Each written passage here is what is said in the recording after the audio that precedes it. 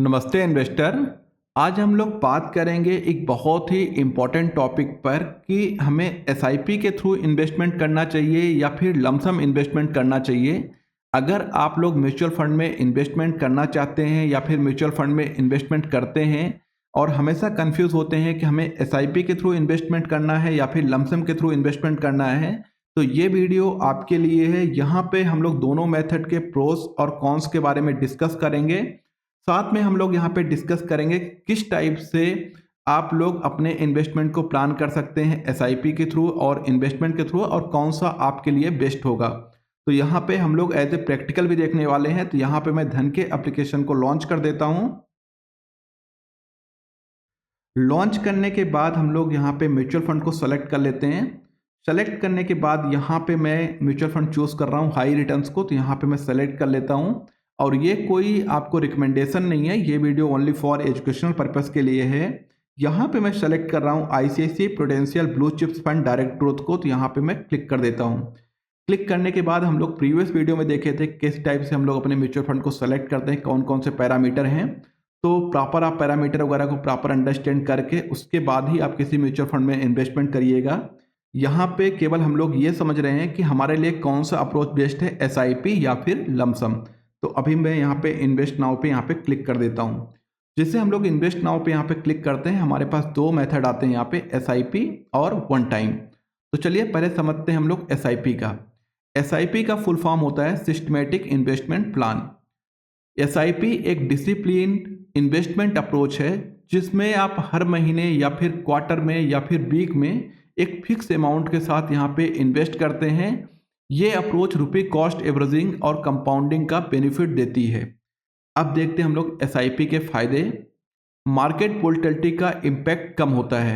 जब मार्केट ऊपर होता है तो वहाँ पे जब हम लोग ये अमाउंट इन्वेस्ट करते हैं, जैसे लाइक 2500 है यहाँ पे, जब हम लोग इन्वेस्ट करते हैं तो वहाँ पे हमें कम यूनिट अलॉट होती है। जब मार्केट डाउन साइड में होता है तो वहाँ पे हमें ज़्यादा यूनिट अलॉट होती है, जो कि लॉन्ग टर्म में हमें ये बैलेंस बनाकर रखता है। सेकेंड है यहाँ पे small consistent investment.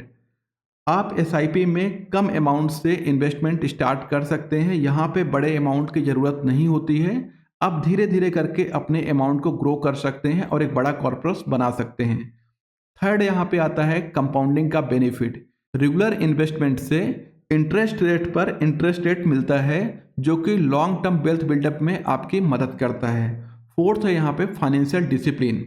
Regular SIP से आपका इन्वेस्टमेंट हैबिट डेवलप होता है, जो लॉन्ग टर्म फाइनेंशियल गोल में अचीव करने में आपकी हेल्प करता है। अब देखते हैं हम लोग लमसम। तो यहाँ पे मैं वन टाइम में सेलेक्ट कर लेता हूँ, और लमसम जब हम लोग इन्वेस्ट करते हैं तो यहाँ पे एक बड़ा अमाउंट यहाँ पे इन्वेस्टमेंट करना होता है। लमसम इन्वेस्टमेंट का मतलब ही है कि एक बड़े अमाउंट के साथ इन्वेस्टमेंट करना। ये उन लोगों के लिए बेस्ट है जिसके पास सिग्निफिकेंट अमाउंट है और मार्केट के मूवमेंट को समझते हैं। अब देखते हैं हम लोग लमसम इन्वेस्टमेंट के फायदे। मार्केट टाइमिंग का बेनिफिट।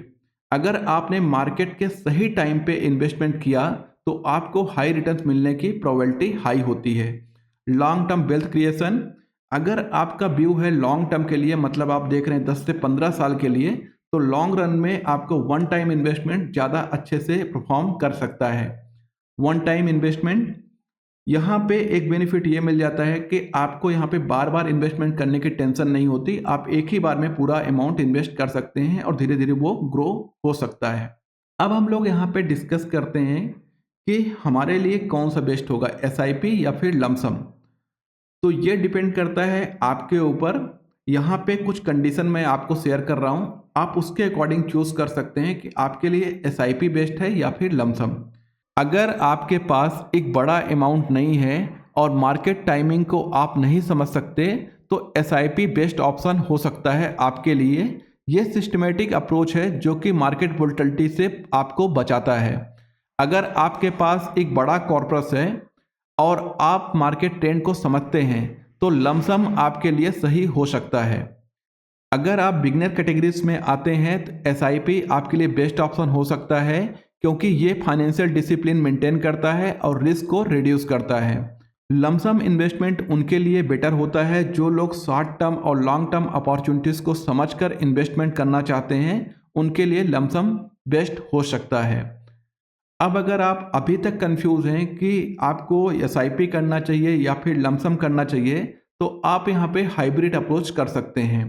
हाइब्रिड अप्रोच का मतलब ये है कि यहाँ पे आप अपना जो वन टाइम इन्वेस्टमेंट या लमसम आप अपना डेब्ट फंड में पार्क कर सकते हैं और वहाँ से जो रिटर्न मिलता है उसको आप इक्विटी में एसआईपी के थ्रू आप इन्वेस्टमेंट कर सकते हैं, जहाँ पे आप मार्केट वोलेटिलिटी को कंट्रोल कर सकते हैं, साथ में लॉन्ग रन में एक अच्छा बेनिफिट आप बना सकते हैं। हर इन्वेस्टर का financial situation, risk taking capacity अलग अलग होती है। एसआईपी और लमसम दोनों के अपने एडवांटेज हैं।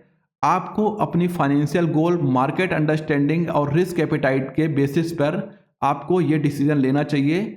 अब अगर आपको ये वीडियो इन्फॉर्मेटिव लगा तो लाइक करें, शेयर करें और कमेंट करके बताएं कि आप कौन सा इन्वेस्टमेंट मेथड प्रेफर कर रहे हैं, एसआईपी या फिर लमसम। मिलते हैं नेक्स्ट एपिसोड में, तब तक के लिए बाय। Happy investing.